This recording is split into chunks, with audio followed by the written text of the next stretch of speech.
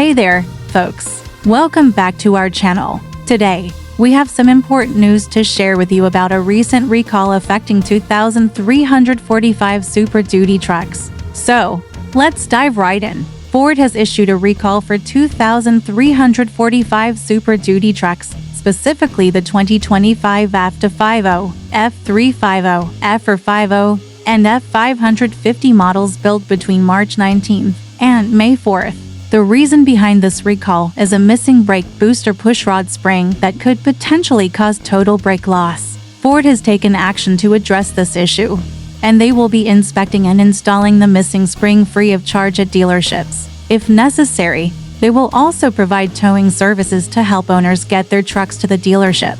Owners of these affected vehicles have been notified by mail starting around June 18th to 20th, and they can also check their VIN via NHTSA or by calling Ford customer service. Thank you for tuning in, and we hope this information is helpful. If you found this video useful, please give it a thumbs up, and don't forget to follow and subscribe for more updates. Stay safe out there, folks.